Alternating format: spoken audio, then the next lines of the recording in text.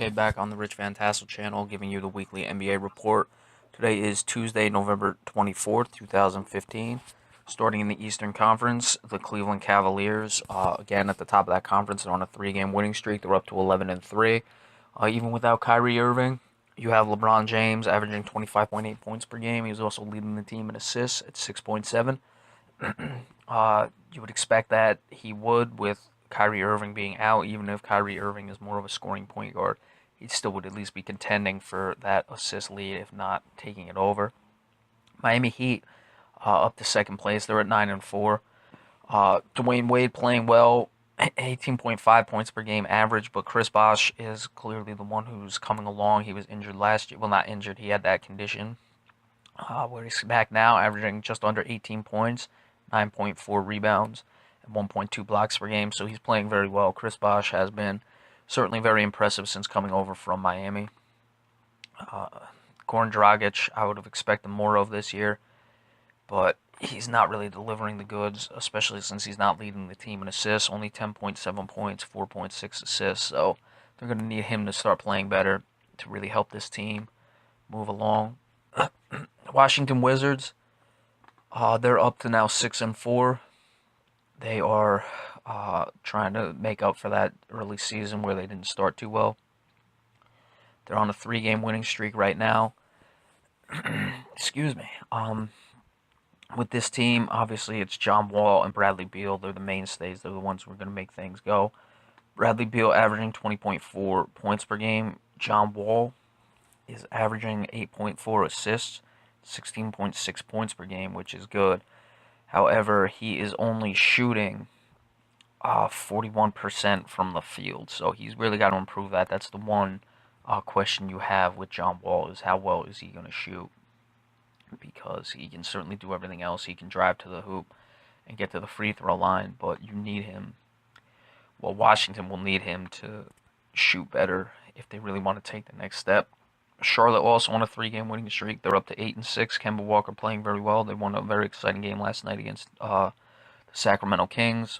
Obviously, still the Sixers are an embarrassment to the league at 0-15. Brooklyn struggling a bit. Boston came back to earth. They lost 2 of 3 last week. Had a tough loss to Dallas. They also lost the second end of a home-and-home against Brooklyn. Brooklyn, a very poor team. New York Knicks, give them credit. They are above 500. They're at 8-7. They are just in the minus in their differential, but that's only a tenth of a point. So they're certainly improving. I didn't expect that from the Knicks this year. Moving on to the Western Conference, the Golden State Warriors have matched the best start in NBA history at 15-0. They are, as of right now, they went 67-15 plus 16-5 in the playoffs last year. That was 83-20. They're up to 98-20 in their last 118 games, so they are sizzling hot right now. They're at 14.4 in their differential, very good. San Antonio has responded with 2 wins after losing a game. They're 11-3, still 3.5 games back. Playing very well though, 9.2 in their differential. With the Spurs, Tim Duncan is not really giving them what you would expect. You expect that with, well, actually, you do expect that with Tim Duncan because he kind of, takes it, I don't want to say takes it easy during the regular season, but he certainly, monitors himself, monitors his minutes, and he likes to be fresh for the playoffs, especially he's going to turn 40 in April. He's at 10.6 points, but still putting up 8.1 rebounds and 1.7 blocks per game, so he's still that defensive presence that we've come to expect from Tim Duncan, and his numbers will pick up as the season progresses. I don't really worry about Tim Duncan. Kawhi Leonard, 21.5 points per game. He's playing very well. The addition of LaMarcus Aldridge. Hold on just one second, bringing up his stats now.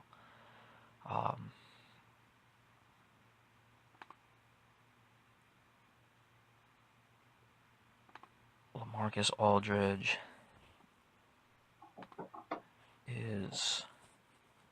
he's at 15.3 points per game, just under 10 rebounds at 9.9. Not even a block, though.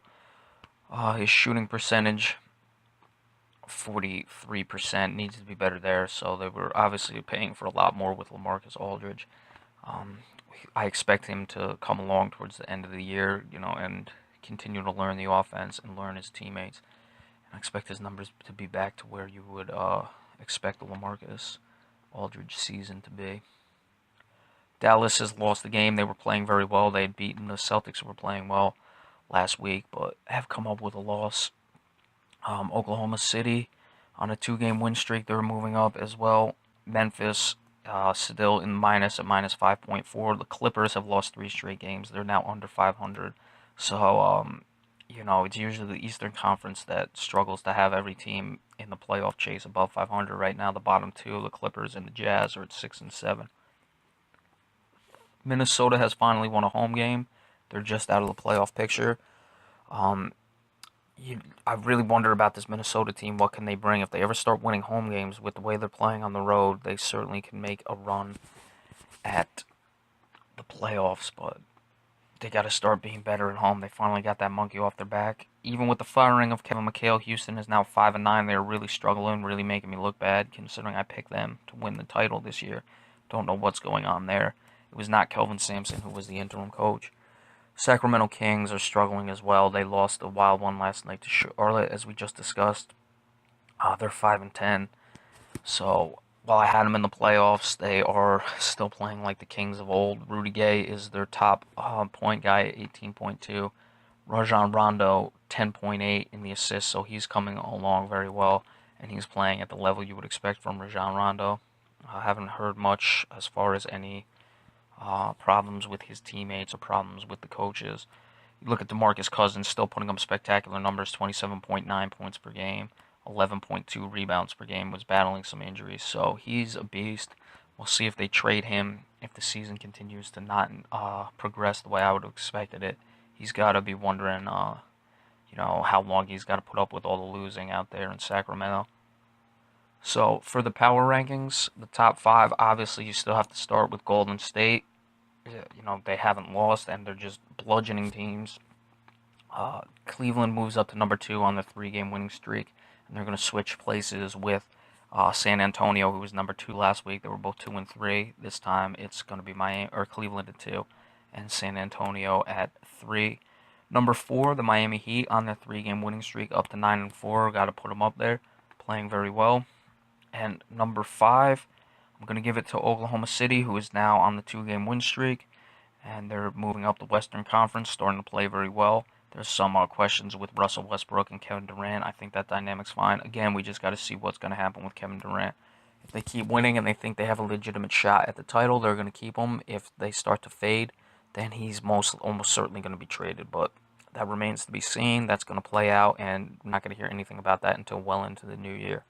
Alright, so there's your top 5 in the power rankings. Golden State 1, Cleveland 2, San Antonio 3, Oklahoma City 4. Miami 4, Oklahoma City 5. Alright, so that's your weekly NBA report. Be sure to stay tuned. Probably Wednesday night, we will be breaking down the games for the Thanksgiving NFL games, and then we will see you there. And be sure to stay tuned for that. Thank you so much.